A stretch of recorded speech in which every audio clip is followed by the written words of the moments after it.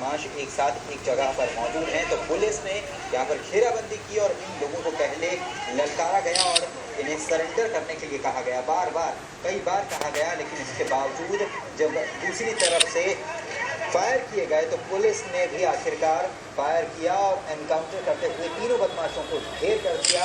इनमें से 2 बदमाश जो हैं वो पप्पू यादव के ही साथी बताए जाते हैं। पप्पू यादव जो है उस पर कई सारे आपराधिक मामले दर्ज थे। बताया ये जा रहा है कि 1.5 दर्जन ज़्यादा आपराधिक मामले दर्ज थे। बड़ा खूंखार अपराधी था ये पप्पू यादव नाम का शख्स, जिसको ढेर कर दिया। इस पर 5,000 रुपये का इनाम भी घोषित कर रखा था पुलिस के द्वारा। और आज 20 मिनट तक एनकाउंटर चला। फिर इस एनकाउंटर में आखिरकार पुलिस ने कामयाबी पाई और जब बदमाशों ने सरेंडर नहीं किया, बार बार उनको सरेंडर करने के लिए कहा गया, लेकिन जब बदमाश माने नहीं सरेंडर करने के लिए तो फिर पुलिस ने इनका एनकाउंटर किया। लाइव एनकाउंटर की तस्वीर ईटीवी उस वक्त मौके पर ही मौजूद था। ये तस्वीरें आपको दिखा रहे हैं, ये लाइव एनकाउंटर की तस्वीरें हैं। हमारे साथ सुरेंद्र कुशवाहा ग्वालियर संवाददाता जुड़े हैं, उनसे बात करते हैं ज़्यादा जानकारी। लेकिन सुरेंद्र, कौन था ये पप्पू यादव और कैसे इसका एनकाउंटर हुआ, कहाँ पहुंचा था, पुलिस को कैसे खबर लगी? कई सारे सवाल हैं, जवाब आपके पास। जी पुलिस यदि हम बात करें तो पप्पू यादव ग्वालियर शहर का जो अजयपुर और वीरपुर जो इलाका है वहाँ का नामी बदमाश कहलाया जाता है और लगभग 1.5 दर्जन मामले इस पर दर्ज है माधोगंज थाना क्षेत्र में। 5,000 रुपये का यह इनामी है। अभी कल रात में ही इसने अपने 2 भाई वीरेंद्र और जितेंद्र के साथ मिल करके अपने ही बस्ती में रहने वाले संजय कुशवाहा के घर में घुस करके उसके सिर पर गोली मारी थी और 2 लाख रुपए का डायरेक्ट टैक्स वसूलने के लिए गोली मारी गई। पुलिस देर रात से ही इसकी तलाश कर रही थी, इसके मोमेंट पर नजर रखे हुए थे। तभी पुलिस को ये सूचना मिली थी कि डांस वाले बाबा की एक पहाड़ी है, उस इलाके में तीनों भाई हथियारों से लैस होकर के छुपे हुए हैं और पुलिस ने पूरे तरीके से घेराबंदी करके पहाड़ी के इलाके को माधोगंज थाना क्षेत्र का पुलिस दल और पप्पू थाना क्षेत्र। सुरेंद्र, आप हमारे साथ बने रहिए, लेकिन इस वक्त हमारे साथ एडिशनल एसपी प्रतिभा मैथ्यू हमारे साथ फोन लाइन पर जुड़ी हैं, हम इससे बात करते हैं। प्रतिभा जी, काफ़ी लंबे अरसे से इस शख्स की तलाश थी आपको, पप्पू यादव की। इसके साथ 2 भाई भी एनकाउंटर में ढेर हो गए हैं। क्या क्या इन पर आरोप थे और कैसे किया गया एनकाउंटर पुलिस के द्वारा? इनमें से पप्पू यादव के खिलाफ 18 अपराध थे, उसका भाई जीतू यादव के खिलाफ 16 अपराध थे और जो उसका छोटा भाई वीरू यादव उसके खिलाफ 8 अपराध थे। और ये तीनों अपराधी थाना माधोगंज क्षेत्र के हिस्ट्री शीटर हैं। 5,000 रुपए का तीनों से 5,000 रुपए का इनाम है। और अभी हाल में ही ये जमानत पर छूटने के बाद लगातार लोगों को त्रस्त करने और फायरिंग करने की इनकी शिकायतें मिल रही थी। कल इन्होंने एक घटना तारीफ किया जिसमें उसने 307 का मुकदमा कायम हुआ इनके खिलाफ में। और जब हम घटनास्थल पर गए तो आसपास के लोगों ने कहा कि बहुत सारे ऐसे अनरिपोर्टेड केस हैं जिसमें लोग इसके डर के कारण रिपोर्ट नहीं करवा पा रहे थे और पुलिस तक इसकी शिकायतें नहीं पहुंच पा रही थी। तो किस तरह के जघन्य अपराधी हैं। पिछले वर्ष भी जब इन्हें पकड़ने की कोशिश की तो इसकी मूल प्रवृत्ति है कि ये लोक सेवकों पर हमला करता है, आम जनता को ध्वस्त करता है। तो पुलिस के द्वारा ये गिरफ्तारी करने बहुत मुश्किल का सामना हुआ था। कल रात में जब से उसने बात के लिए और आज अभी तक मुखबिर की सूचना मिली कि डांस बाबा की पहाड़ी में कुछ प्लाटों पर कब्जा करने की दिशा में प्रयास करने के लिए जा रहा है अपने 2 योद्धा साथियों के साथ में। जिस पर पुलिस ने चारों ओर से घेराबंदी की और तीनों जो भाई थे वो मारे गए। पुलिस ने पहुंचो कि एक और आरोपी मोनू परिहार भागने में सफल रहा है, जिसके संबंध में पुलिस अभी भी कार्रवाई की गुंजाइश रख रही है। जी, कार्रवाई की गुंजाइश है। कितनी बड़ी कामयाबी आप इसे मानती हैं पुलिस के लिए? 3 बदमाश एक साथ ढेर किए गए एनकाउंटर, यह आम जनता के लिए मुझे लगता है बहुत बड़ी उपलब्धि है जो संतुष्ट महसूस करती थी और पुलिस तक इतना ज्यादा भय मानती थी कि अप्रोच भी नहीं कर पाती थी।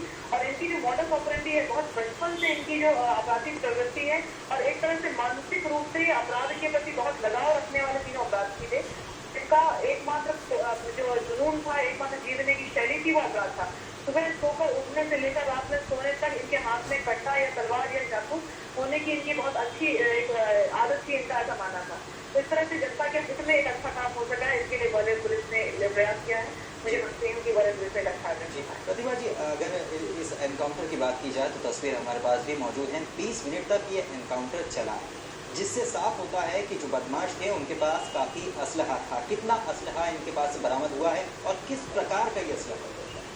इनके पास 4 कट्टे बरामद हुए हैं, लेकिन काफी अच्छे स्थिति में थे और इनके पास जो कारतूस थे वो भी काफी ज्यादा मात्रा में थे। और इन्होंने लगातार लगातार पुलिस पर फायरिंग किया और उसकी जब हमारी ओर से फायरिंग हुई उसके बाद उन्होंने बस्त नहीं हुए, डरे नहीं और उलटवार काफी किया, बल्कि एक हमारा आरक्षक इनसे गुत्थम गुत्था की स्थिति में आ गया और उसके सिर पर इन्होंने पत्थर पटक दिया। तो काफी अच्छा संघर्ष हुआ और बड़ी गुत्थम गुत्था और फायरिंग के बाद हम इन पर काबू पा सके और अंततः इनकी हो सके। जी, इसके अलावा आपने बताया कि आरक्षक कुछ चोटें आई हैं, उनकी क्या स्थिति बताई जा रही है और इसके अलावा क्या कुछ अन्य पुलिस कर्मियों को भी चोटें आई? इस पूरी प्रक्रिया में हमारे 3 पुलिस कर्मचारी अधिकारी घायल हुए हैं, जिसमें एक आरक्षक राजेश सिंह गुर्जर जो कि गुत्थम गुत्था हो गया, उसे सर पटक में उसके सिर पर उसने पत्थर पटक दिया आरोपी ने। एक एएसआई रिपुदमन सिंह है, उन्होंने काफी बहादुरी से उसने एनकाउंटर में पार्टिसिपेट किया और उनके बाएं कंधे पर गोली लगी है। और एक जो इंस्पेक्टर है एसपी सिंह, वो भी काफी जख्मी हो गए हैं इसमें।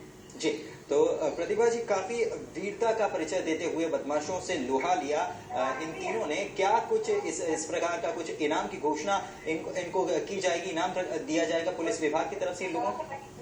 निश्चित रूप से कल जैसे ही यह घटनाक्रम कल रात में 307 का रजिस्टर हुआ इन तीनों 4 आरोपियों के द्वारा, उसके बाद ही इनके पूरे जो घटनाक्रम में इनकी संलिप्तता और इनका क्षेत्र में दहशत को मद्देनजर रखते हुए प्रभारी पुलिस अधीक्षक महोदय ने तीनों आरोपियों के खिलाफ 5-5 हजार रुपए का इनाम घोषित किया था। वह जो घोषित इनाम है वह भी हमारे इन जख्मी पुलिस अधिकारी कर्मचारियों को मिलेगा और इसके अतिरिक्त भी पुलिस अधीक्षक महोदय ने इनको इनाम देने के लिए घोषणा किया है। जी प्रतिभा जी, शुक्रिया आपका इतनी जानकारी के लिए। तो प्रतिभा मैथ्यू एडिशनल एसपी हमारे साथ फोन लाइन पर जुड़ी थी और बता रही थी कि कितने खूंखार अपराधी थे, ये बदमाश थे और यहाँ पर पुलिस जब यहाँ पर पहुंची दबिश देने के लिए, इनको गिरफ्तार करने के लिए, तो इन लोगों ने जवाबी फायर किया जिसमें 3 पुलिसकर्मी जख्मी हुए हैं, एक पुलिसकर्मी को गोली भी लगी है। और जब बार बार सरेंडर करने के लिए बदमाशों को कहा गया, लेकिन जब बदमाश नहीं माने और लगातार फायर करते रहे, 20 मिनट तक ये एनकाउंटर चलता रहा, दोनों से गोलीबारी चलती रही और आखिरकार पुलिस ने 3 बदमाशों को ढेर कर दिया। हालांकि ये बताया जा रहा है कि यहाँ पर कुल 4 बदमाश थे और एक शख्स जो है वो भागने में कामयाब हो गया है, जबकि 3 बदमाश पप्पू यादव और इसके अलावा उसके 2 अन्य भाई, तीनों ही काफी लंबा आपराधिक रिकॉर्ड इनका रहा है। पप्पू यादव अकेले शख्स इस अकेले बदमाश पर मिलाकर 1.5 दर्जन से 18 से ज्यादा मामले, आपराधिक मामले इस पर दर्ज थे। काफी लंबे अरसे से तलाश की जा रही थी, लोगों में भय पैदा कर रखा था इस शख्स ने, जिसके बाद पुलिस ने इसे पकड़ने की कोशिश की, लेकिन उसमें जब ये माना नहीं, पुलिस पर फायर किया, एनकाउंटर हुआ। एनकाउंटर में पुलिस ने तीनों बदमाशों को ढेर।